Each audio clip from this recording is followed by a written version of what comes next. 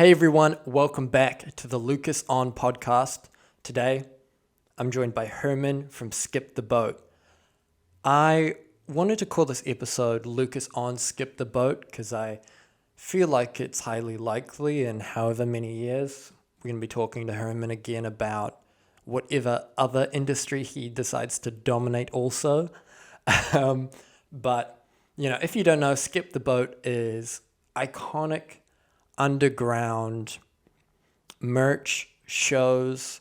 I mean, at this point, it's kind of a brand that at least everyone in my kind of age group has heard of or experienced or seen, whether that's through seeing people wear the clothing or they've been to a show or a numerous number of interesting, fun, quirky, I almost called them marketing stunts, but there's a level of impact that Skip the Boat has in New Zealand culture at this point, while still remaining very independent and underground. And so I wanted to talk about kind of the man behind the mission, the one that started it all, on staying culturally relevant, especially within New Zealand, on taking risks, with money and with ideas, and just more about him and how the brand came to be. So it was a really cool conversation, and I'm really excited for you guys to hear it. Enjoy the episode. Cheers. Feb 1st, 2020, Skip the Boat makes its first announcement ever on Instagram.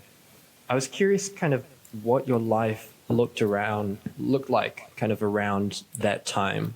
Where were you at? What was going on? What kind of started this all? At that time it was like the summer of like 2019, 2020, right? And it was that kind of period. So I was at the time I was studying at university, so I was back home on break and like the summer break, and I had just gone through like a breakup. So for me it was like a very like transformational kind of period of like, fuck, like I need to do something to keep busy, or I need to be doing something to like really find a way to cope with this. So it was just a lot of trying to find things that would kind of keep me occupied and keep me kind of, focused on something else other than the breakup itself. I feel like that was that kind of time period where it was just, all right, try everything, just do anything to just keep yourself moving and busy, Do you feel like you were leaning into, kind of work and self-development the way a lot of guys do when they go through kind of a breakup, a bad situation? To an extent. I feel like a lot of people kind of go through the phase where they start going to the gym, where they take their fitness like very, very seriously.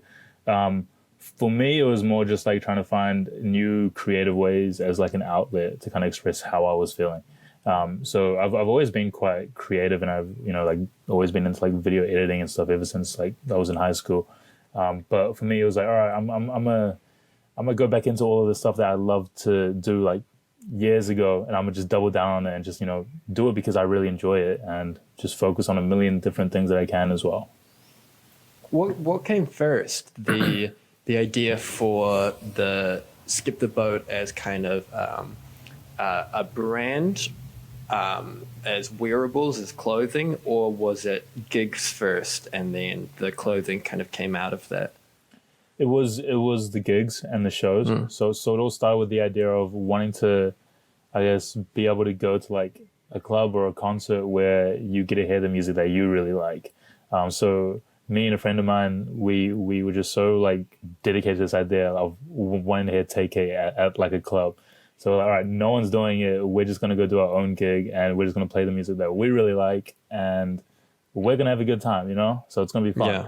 Yeah. So it all started with the gigs and the music side of things. And only because of COVID, we started doing clothing. So if COVID never happened, we probably would have never done clothing, or like probably done it way down the line. But yeah, it was never even like a thought in our head. It was just gigs. And then a gig got like postponed because of COVID. So I was at home. I was like, what do I do with all this time? And there was like a little bit of like momentum, not a whole lot. It was very small, but there was some. And I was like, I don't really want to lose this momentum. So I'm going to try to find a way to kind of keep this still alive and still moving. So I spent the entirety of like lockdown just trying to like understand, like learn clothing and that whole side. And then when we got out, I started releasing clothing and people just loved it. And it worked so well because fashion and music is so like hand in hand. It's perfect. And they just work so well together. How much of the designs and the concepts are you still doing on your own? For the most part, it's still a lot. Only very like recently, I think with like the last like maybe like collection or two in like the past 2 months, and the Japan one was when we started to like source outside and get designers to bring the ideas to life. Because all of the stuff that I've ever made, I do it on After Effects, which is like a video editing software. It's not made for like graphic design. But I'm just so comfortable with it that I've just adapted to like, all right, I'm gonna do it on this. I'm gonna find my own way to do it. It's limiting because you can't do a lot of the stuff that you typically could with like Photoshop or Illustrator, but it's also kind of cool because it's a whole new like lens to like look at it. Yeah. So it kind of just got to a point where I was like, all right, I have this really cool idea and I can't do it on the software. I need to like ask someone else to like come in and bring some of their ideas to like the table and give my ideas to them and see if they can like make something way better than I would possibly be able to do. And then very like, I would say for the past like year or two, Vile, he's been working very closely with the brand and all of the ideas for like probably the last year have just been ours. So we just go back and forth on a million ideas and he's very like creative and has amazing ideas as well. So I don't know, I feel like when you bring two incredible like forces together, it kind of makes something much, much bigger than any one person could. So it's good to like expand and like work with other people to take your ideas to a whole new like level. Yeah, that's funny that you mentioned that because that's one of the questions I did have written down is if you still did most of your work in After Effects. Where did that knowledge, where did that skill set come from? Was that something you studied in uni or is that from doing promo stuff for the gigs? Where did your After Effects training come from? So it was like early high school. It was probably like year 9 or year 10. And I was real into like Call of Duty. Like I was heavy into that whole scene. And I would like edit like montages and like clips and like make like episodes. I was like heavy into that scene, man. It was like every single day after school, I was just on my computer. I was on my PlayStation, Xbox, just playing and editing. And it was real cool. It was like a whole like there's like a whole scene that was there. It was like a big like community of people that I feel like I've drawn so much like inspiration from because the stuff that we were doing when we were kids, when we were 14, 15, translates so well to the stuff that I do now. It's just a different, I guess, aspect of it. You know, that was all about gaming and stuff. Now it's more about music and clothing. But the like principle is still there. Like, you know, back then I was posting daily on like a editing team channel on YouTube and I would post every single day. And like I post every single day now on Instagram. So yeah, I started at like a very young age and it was all revolved around video game editing. And I've just slowly started like switch it over to more real life stuff. But yeah. So were you taking it seriously as in you're making like montages of sick kills or are we talking like MLG like yo mom get the camera like we hit a triple like what level are we talking here? It was like montages and like episodes of like, you know, there was like a million teams. It's kind of like I'm pretty sure a lot of people would be familiar with like FaZe and stuff, but like not the esports side, but more of like the trick shots and like you know, like the like sniping in the game or whatever. But it was like pretty full on, man. Like I think from doing it just in high school, from like the 4 years in high school, 4 or 5 years in high school, I made like $20,000 just from editing like video games. Wow. Which obviously like now if you think about it, it's probably not a whole lot, but at that age you feel like a millionaire. You're like, holy shit, like this is really something. And I spent it all on stupid shit like food and clothes and video games. But I mean, the idea was that, okay, I made money doing something I love. And I was like, I love that. I love being able to be passionate about something and being able to feel kind of rewarded by doing it, and not just in the money side of things, but also on the side of being able to post it up and people kind of see it and they commenting, oh wow, this is such a sick edit, blah blah blah blah blah. You know what I mean? I thought that was so cool. So you're putting together these video game montages and stuff. You go to uni, you drop out of uni, you start doing clothing over COVID. You're posting every day on Instagram for Skip the Boat. you have all these projects in the work. When's the last time that you actually like took a day off? When's the last time you had a break? Wait, real quick, I never dropped out. I got my degree. I stuck it through. Oh. But I was so close to it, dude. I was so close. Yeah, I'm sorry. I shouldn't. I assumed it because of the vibe, you know. A lot of people think that. So wait, what was the question? Sorry, I zoned out. When do you have a day off? When have you taken a break? Oh, dude, I feel like it's difficult because I mean, even if I were to try and take a day off, my mind would still spin back to all right, focus on the brand. But it's not a thing where it's like, oh, I'm so stressed and I hate it. It's, oh, I'm so stressed and I feel absolutely blessed about it. You know what I mean? Like, I enjoy it. Like, yeah, it's tough at times and it's a lot of hard work, but I genuinely love the whole aspect of trying to create something, even when it goes wrong. A lot of the times when things go wrong, it's the best part because it kind of pushes you even further. It's like, all right, there's a problem. How are we going to get around it? And we face so many problems, you know what I mean? But it's this whole aspect of, you love like what you do so much that even the stuff that really sucks, there's still some amount of joy in it. I don't think I'll ever be able to take a proper day off where I don't think about the brand. You know, even like subconsciously, I'm going to think about the brand. But I love it, so I can't complain. Do you feel like that love has been your key to not burning out, or do you kind of have micro techniques as well that you implement to make sure that you're not, you know, burning the candle at both ends? I think, it plays a big part. I feel like when you truly love something so much that, you know, like you feel like you could do it all the time. But there is parts where I feel like I've been really, really close to like burning out. And I think one of that was when we kind of did the last free show in Auckland. Just after that, I remember thinking to myself, I was like, all right, after this, I'm actually going to just sit back for a bit. And as much as I tried, I just couldn't. So I was back in it. But I think a really big thing that I've picked up really recently is doing my best to separate it. So when I'm like, I guess, when I'm out with friends, one thing that I would do a lot is I would be with them, but I'm not fully there. You know, I'm not present at the moment. I'm there with them, but my mind is still racing, just thinking about like the brand and ideas. And like, it made it very difficult because I couldn't hang out with these people and really enjoy the moment because I'd be like, fuck, like I wish I was back home working on the brand. And it just got to a point where I was like this isn't healthy, you know? I should be out with my friends doing whatever, or when I'm around places where I should just be in the present moment, I should try my best to be in the present moment, you know? So I've worked a lot on when I'm out with people just to, you know, phone off, put it away, because that buzzing sound, it doesn't stop and it just irritates and it makes me want to pick it up every single second. So yeah, it's a lot of just trying to be present and in the moment. And that's just a big thing that I've been working on for the past few years. And I think I'm getting better and better at it. And I'm so grateful that I am, because without that, I don't know, I would be going crazy.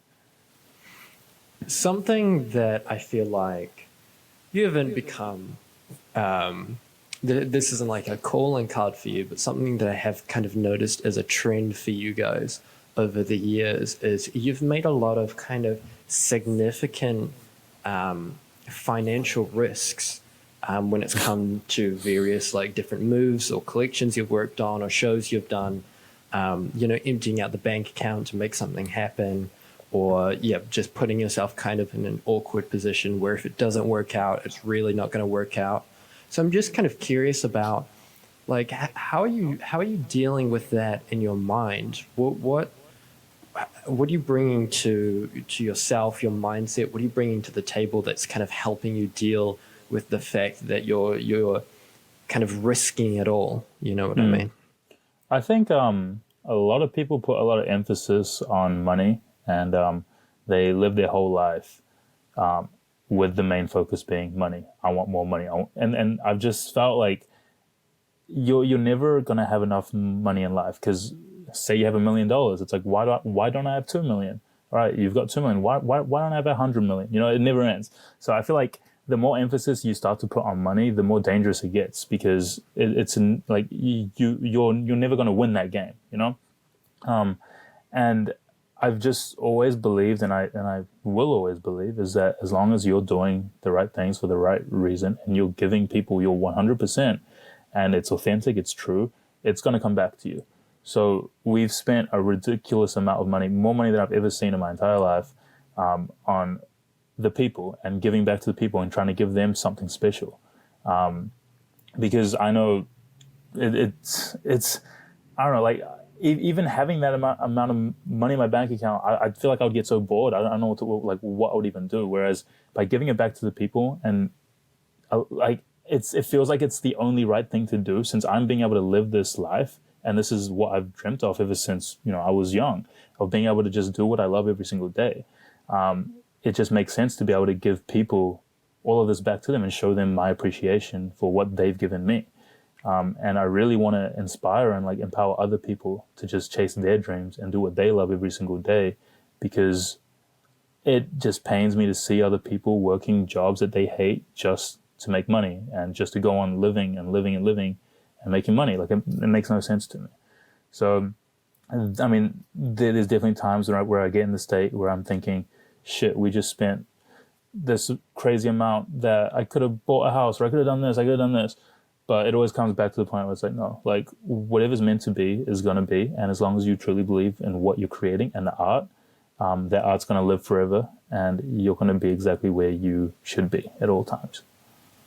Do you think that's why Skip the Boat has been able to kind of be in the culture and remain kind of culturally relevant in New Zealand? It's the only brand that I kind of have awareness of that kind of in our age demographic has that kind of that cultural meaning within New Zealand. I think so. I think that's a big part. I think people see it and they see that it's authentic, it's genuine, it's real. It's not a massive company with 1,000 employees just trying to pretend like they're connected with the youth. It's me. It's probably Vile. It's me, Vile, and then whoever else we can get to help out with any projects that we need. So it's very just genuine. We're just like all these other people, and that's why I do it, because I wish there was something like this when I was a lot younger. I wish someone was putting on these crazy like underground free shows and warehouses and car parks for us with the artists that I enjoy listening to. But there wasn't. So at least I've got an opportunity to kind of give that experience to someone else. And as a fan of it as well, I get to enjoy it as well, which is awesome. And I think that just plays a huge part. The fact that it's authentic, it's genuine, it's not a corporate business. It's not focused about profiting off people. It's about giving back to people. People see that and they want to support that. I feel like as kind of the foreman of Skip the Boat, I feel like your message and your humbleness, your communication with the world through the brand and through the content you put out has it's stayed consistent with that. So that kind of makes me think about like, why do you feel like you've had like nothing but problems with venues and people in charge and the powers that be, when your message at its core seems like really like pure and honest and genuine and just about people? You know what I mean? Yeah, I think a lot of people, and it's weird because I haven't really like touched on this a lot. Like I tell people it for the most part, but there's a lot of stuff that happens behind the scenes, which I haven't even explored that deep into. But I think a lot of people don't like to see something that can potentially, like in terms of the free show series. I think this was a big one. There was a lot of venues. There was a lot of spaces that wouldn't even allow us to use this space because they didn't like the idea that it was free. And I know a bunch of other promoters, they don't like the idea that we're able to do this. And I guess we're kind of getting in the way of their way of profiting off the people, I think it's just an issue with that, where there's too many people involved that are very, very rich and have a lot of connections, that they don't want to see their businesses go down, I guess. And I've always believed that there's enough space for every single person to win. But I guess when you kind of have someone out here doing free shows with crazy artists, with no profit whatsoever, it's a hard thing to grasp as well, because I've noticed anytime we tell any person about it, or we're trying to get a space to do it or an artist to book, when we tell them, oh, it's a free show, and da-da-da-da, they're like, all right, so how do you profit off it? And then we tell them, no, like we don't. And for them, it just sounds very, very fishy. Yeah. Which it would. And it's a sad thing that it does. It's a sad thing that people can't do something without, like, it's sad that people have to be in it to make a profit instead of just doing it because they want to give back to people and just create something special for the art. Yeah, I mean, it's been tough. It's been tough because I would say Wellington was probably like the worst because we had everything sorted. Everything was going sweet and we were super excited for it, and it all fell apart in the last 24 hours because of the police. And that was probably like one of the most stressed I've ever been in my life, and it was awful. But like we pushed through, and like the worst thing that we could have done was to do that and be like, all right, I quit, I'm done with it, and just give in because then they win. But we said no, it is what it is, and then we moved on. We did Christchurch, and it was an amazing show, and we loved it. So I guess it's just trying to push through all that, and those that don't want to support it and don't want to believe in it, it doesn't fucking matter. Like we don't care. Like we're doing it for the people that actually do care about this, and they do appreciate it. And I've met so many people at all these shows that are so appreciative of what we're creating, and it's it's for them why we do all this. So Yeah, you're so right. You almost feel like you have to justify the reason you're doing something for free, make up something about it being brand awareness or whatever, just so it doesn't seem completely out of pocket. And yeah, how do you feel like that's kind of changed over time? How do you feel like your goals and the things you've set out to achieve through Skip the Boat have kind of changed and evolved as you've seen kind of the shift to doing the merch over COVID, and now doing kind of bigger shows, nationwide shows, and shipping in people for these free shows? What do you think about when it comes to your kind of goal setting, short term, medium term? Like what's your end goal with it? Is it just to have kind of the best show available, or are you specifically trying to highlight a certain type of music, a certain type of artist? What are you looking for? With the goals, I feel like it stayed very much the same for a long period, just because from the very start I set very high goals. But parts of it change along the way all the time. I feel like one of the biggest goals is simply just to create art that will live forever, by creating these experiences for these people and hopefully inspiring them to go and do what they want to do. I've always had the goal to throw a big festival with 50,000 people. I said that from like the very first day I started the brand, that was going to be a thing that I do. And it still will be. It's just, it's a long process to get there. I mean, like at the end of the day, like the brand's young. It's coming up to maybe like its 4th year next year. Which is super, super like young in the talks of like business and shit. But good things take time, and it's going to build up and it's going to come eventually. But yeah, I've always just been super inspired by the like underground, like I guess rap scene. Like it's just the stuff that I always played like when I was in high school and shit, and trying to give that kind of experience to people out here that don't really get that is just a big part of it, because I think being so far away from America, we don't really get all of the cool shit that they do. But it's being able to at least make them feel like they're not fully out of the picture and they can still experience something like that. But yeah, I mean it's changing in aspects where there's smaller things, smaller like components of goals that change. But I think it'll always just be to inspire and empower other people to just chase their dreams and do what they want to do. I feel like that's the biggest thing. I think that's what really brings me joy, just meeting new people and experiencing new things. Yeah, I hope all your dreams come true is kind of, that's iconic, Skip the Boat at this point. So what do you feel like doing what you're doing right now through Skip the Boat is your dream coming true, or do you still have something else in the pipeline that you're trying to get to? 100%. it is my dream, and there will always be more dreams to chase. But this was probably one of the biggest dreams, to be able to do what I do full time is, you know, like, I don't know, as like a creative, I feel like that's like one of the biggest things that like we all strive to get to. You know, if we can wake up every single day and work on things that we love, that just brings us so much joy. And on top of that, it's constantly pushing further and further. And I think it'll always kind of get to that point where it's just, you're constantly chasing something. And I know it's kind of unhealthy, but I tend to do it a lot, where I could have like the most perfect show ever. And I'm sure even when I have a festival with 50,000 people, I'll be saying, shit, now we need 100,000, you know, and it will keep on going. It's never going to end. But I think that attitude as well, it also is the reason why the brand is so successful. I think if I didn't have that kind of drive or passion for it, to just always be wanting and chasing more and more, it wouldn't be where it is. But trying to do that in a healthy way, I think, is also very important. So just, again, just, you know, being present as much and just saying, okay, I know I want to achieve more, but I appreciate where I am right now and what's in front of me right now. I think that's huge.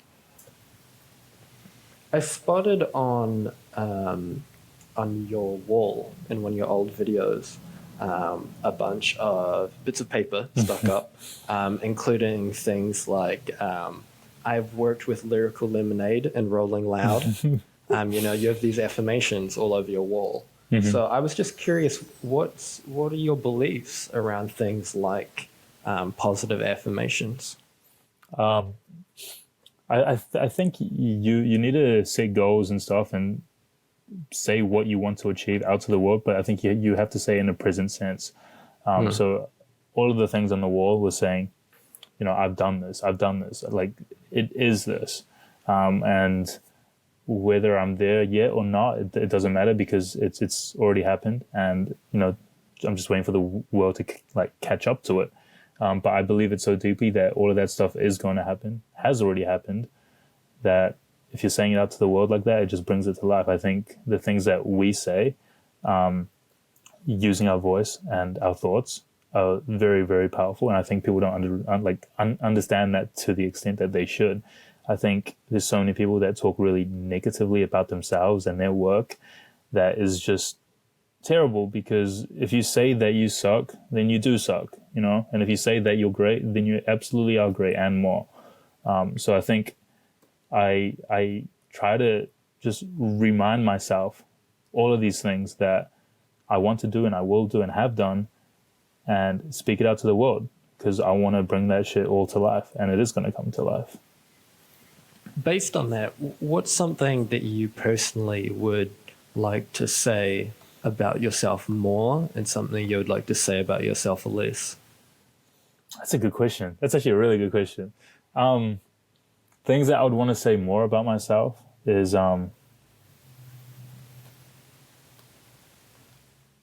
probably just that. Fuck, that's actually a really good question. I think it would just relate, like, for me at this time, it would probably just relate to the fact that what I'm doing is on the right path. I think I tend to second guess myself quite a bit, and I know how bad that is, and I know like how damaging that can be. So I wish I was able to just remind myself, like, you're on the right path. Like, I know, like, this is where I'm meant to be at this like current time, and just have full confidence in that. But that tends to come and go a lot. But I want to get better at just being able to tell myself that all the time. Anytime there's a like sticky situation, just reminding myself that this is where I'm meant to be. Yeah, I think if I was able to do that, that would go a long way. And I have people that remind me that all the time, like friends of mine that tell me that it doesn't matter like what the situation now, everything that's happening is meant to happen. And that just helps me like click on like, okay, it's okay. You know, everything's going to work out. Everything's exactly how it's meant to be. Yeah. It's interesting that for someone who has a brand with you know, such a big outreach, even after, you know, 4 years, as you said, it's a young brand, that you still kind of have these doubts and problems. Have you had much of an issue with kind of imposter syndrome especially when it comes to, I guess, being a clothing brand as well. You know, being in stores, and I know a lot of the skip the boat stuff can end up in like, you know, in like recycle boutique on the shelf with other brands which are, you know, 200 years old and iconic. So yeah, what's your relationship with imposter syndrome and kind of yourself in that regard? Um, it's interesting because I tend to like I like one thing that I always try to do is just keep myself grounded. Like I don't believe in being like humble to an extent because I feel like that's just a way to kind of bring you down. But I think grounding yourself all the time is so important. So although that like there's some crazy things happening with the brand and I see it, you know, and I think it's absolutely amazing and you know, I appreciate it so much. I've always just believed that this is 1% of the final like ending. So seeing all that stuff, like it's amazing, it's cool, but I'm always just so focused on like the track in front of me that I know where I want to be and I know where I have to be, that I'm just so zoned in on like where I'm trying to go. And as much as I try to appreciate all these things like that, you know, it's awesome. And even the stuff that, I mean, I guess isn't too great, it's cool too, because I get to like learn from it, you know? But the biggest thing for me is just staying on track and not getting too sidetracked with that. Because I think a lot of people and a lot of brands can get easily, I guess, thrown off with things like that, where they kind of say, okay, I'm good. I've made it. I'm sweet. And then, you know, things on the internet fall off like that. So if you take your eye off it, it can all be gone like that. So it's just constantly just working and pushing towards something bigger and better each and every single day, I think. How much of other people's opinions are you taking into factor when you're thinking about what you're doing? Like, are you the type to read all the comments and kind of see what the consensus is, or and take that into kind of consideration, or do you kind of believe that, you know, either people are going to fuck with it or they won't? To an extent, I think I used to like read every single comment and take it all to heart.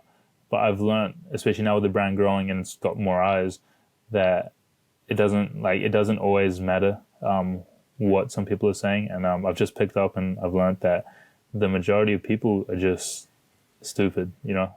Like there's some, like, especially online and stuff, like, you know, there's so many kids online, especially on TikTok. It's one of the most toxic platforms where they'll say things and, you know, like you know, I know my worth and I know the brand's worth, that I don't need to take in all of this stuff and feel like, oh shit, you know, anonymous account 33687 said that this sucks, so it must suck.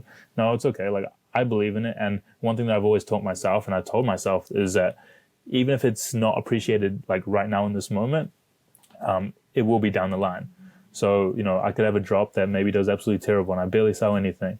And instead of being like, okay, like the like drop sucked, it's more so, okay, it's fine. Like maybe down the line, it's going to be appreciated. Like it's just not its time just yet, but it will be one day down the line. But I do my best to still like read through as many comments as possible and like respond to as many people as possible, because those that are truly supporting, you know, I want to take in like what they say, because I think it's an interesting perspective and I don't have that perspective, you know? So I see it from one side, but these guys watching from the outside, they see it from another completely other side. So I'll always take criticism, ideas, anything, you know, feedback, good or bad. I'll take it and I'll use it to the best I can. And if I still don't believe that it's worth of any value, or if I think it's absolute nonsense, I'll throw it away. But a lot of time people have amazing things to say, and then, you know, I'm very grateful that they do say. And then, you know, it's just like the manner that people say it, I think, is also important. Like someone that really cares about you and cares about the brand, they'll say in a specific way where you can see that they genuinely just want to help and they want to see the brand do well. And I appreciate that so much, because it just makes the brand do better as well. So, yeah. I've experienced a bit of a dynamic similar to what you're saying, where, you know, the comments on TikTok, especially as like a certain piece of content blows up, can get yeah, incredibly like toxic and like hateful. But then I haven't experienced any of that same like level of yeah, whatever that is in real life. You know what I mean? It's always felt like the dynamic is I look at my phone and it's people saying like shitty things, and then you talk to people in real life. You know, people recognize you, and it's like all love. Oh, 100%. So I'm just yeah. Have you I feel like, experienced that dynamic? What do you think that yeah. is? No, I think it's so much easier to talk shit behind a screen.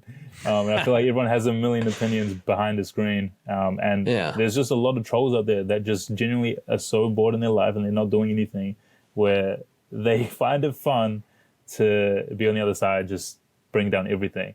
And like, I get it. Like, I've been a fucking kid before. Like, I get that completely. But at the end of the day, like you can't take it to heart. Like, it is what it is. And yeah, I don't think I've ever, in person, anyone that I've ever met in person has only showed, absolute love and support. So yeah, I think a lot of that negative shit, it only really exists online because it's so much easier, and you can hide behind like an anonymous account and just say whatever. And they're just bored, and they're bored, and they just don't have anything to do, which is, to each your own. But yeah, I think it's a completely different thing. If you're sick of it, you can turn off your phone and you're done with it. It no longer exists. So, it doesn't have to be your world. It's only your world if you choose to make it your world. How much of your time do you feel like you spend on your phone? I know you talked about wanting to kind of be grounded and present with your friends more, but obviously you run a very, your brand's built kind of on e-commerce and on social and all of that. So what's your screen time looking like? How bad is that? I was just pulling that out. No, it's bad, dude. It's bad. Lately, it's been a lot better, but it's probably going to still sound bad. It says, so my average, like daily average, is like nearly 9 hours. Wow. But like 99% of that is like mainly all like Instagram. Yeah. And I try to like not consume as much as I create. So like when I'm on there, I'm trying to create, not consume. And that's a ridiculous amount, and it's absolutely awful. But at the end of the day, everything I do is online. So it all comes back to that, where like I kind of have to be on there. But yeah, I do need to slow it down a lot more. And I find myself sometimes falling into spirals of just consuming and consuming. Like, if I see one TikTok, I start to scroll and I get stuck on that. So I'm trying to cut all that out and use it as a way to create and not consume as much.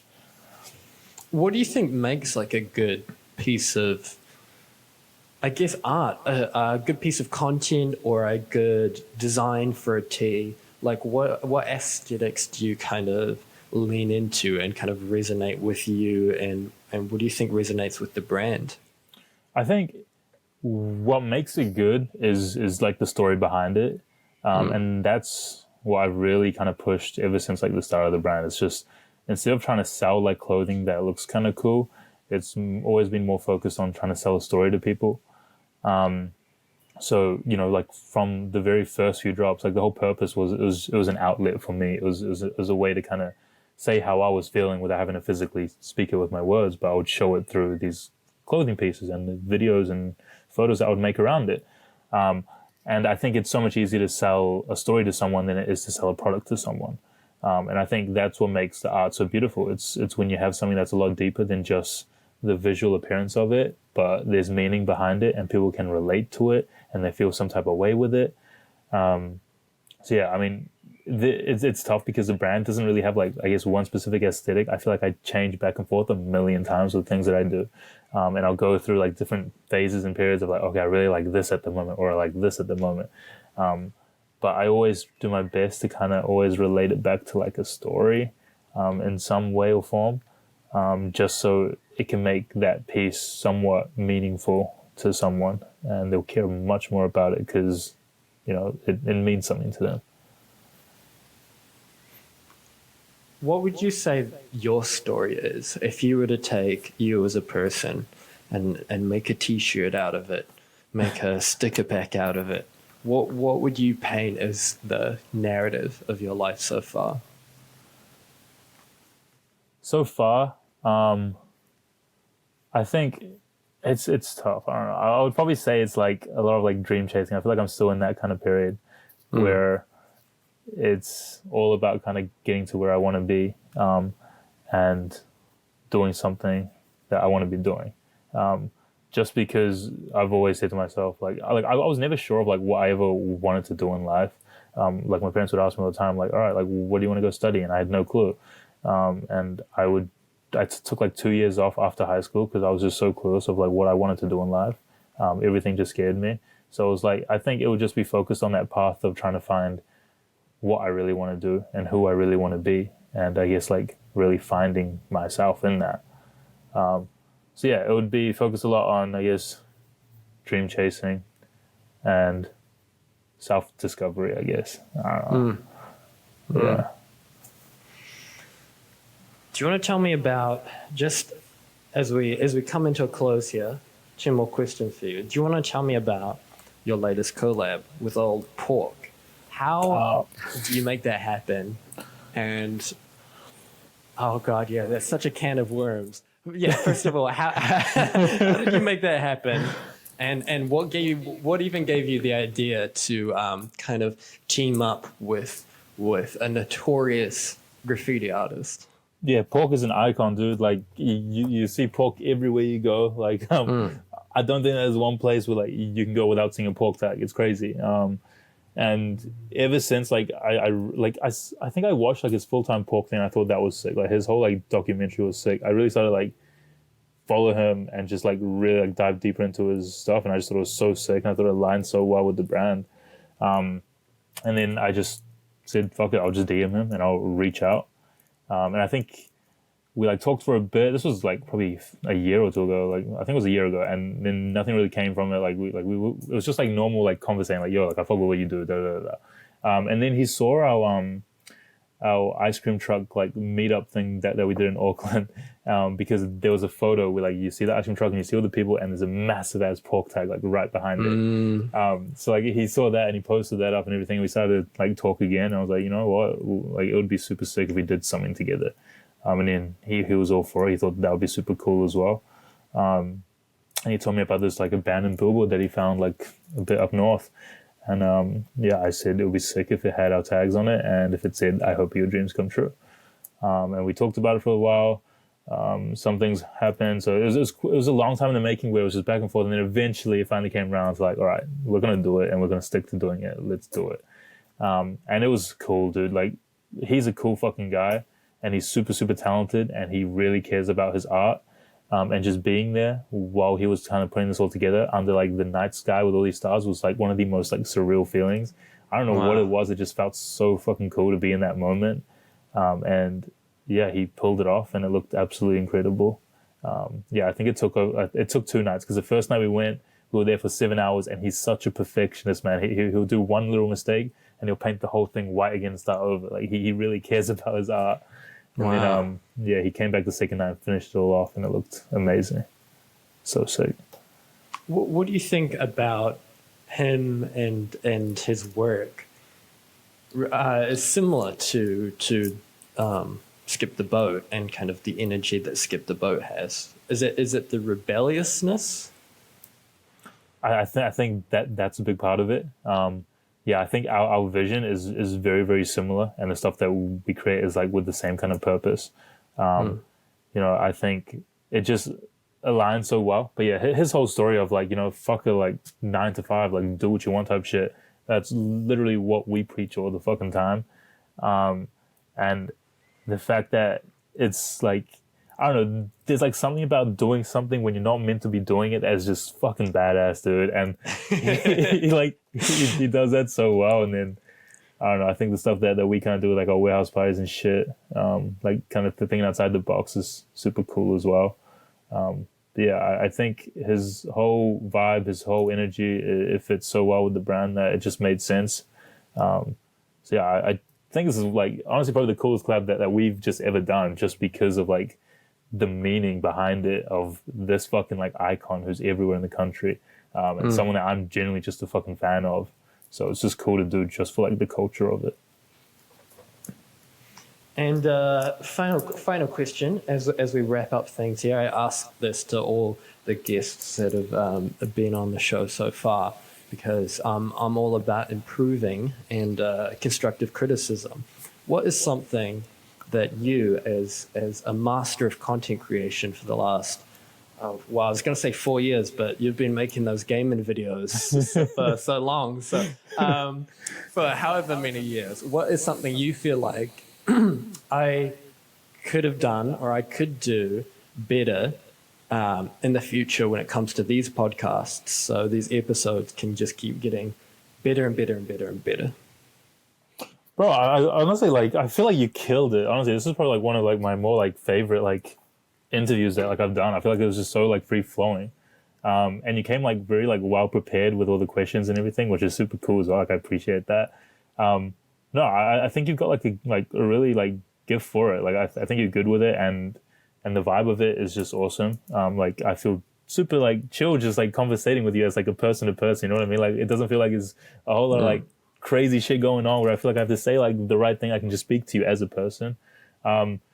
I wish I actually don't know. Like I wish I could give you something. I suck at like being a podcast host as well. I did like a little bit where I tried and I was absolutely fucking awful. So I'm probably like the worst person to like give you any type of advice. But yeah, like I fuck with what you're doing. I think it's sick. And you know, even as like I played like your podcast. I played the one with Josh like when it came out. I thought that was sick.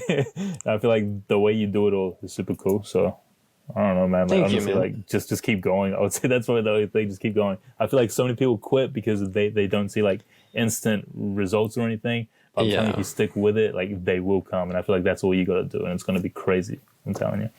Thank you. Yeah, I feel like I can't even remember what it is. I feel like I have heard that statistic somewhere. It's like 70% of podcasts give up after 3 episodes, and then 90% after 10 or something like that. That's crazy.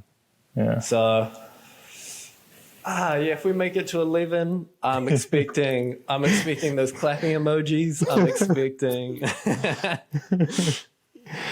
Thank you so much for coming on and being on. Anything you want to shout out, plug, let people know about while we're here? This is going to come out in a couple of days from recording, so it'll be pretty recent. No, just thank you, man. I appreciate it. Yeah, it means a lot to actually be able to speak to people and shit. So I appreciate you giving me the time and the platform to do that. Yeah, I mean, I guess if you guys want to find anything, it's just at Skip the Boat everywhere. Instagram is probably our hub, but yeah, I appreciate you, man. Thank you. Thank you for being on. I hope all your dreams come true. Beautiful.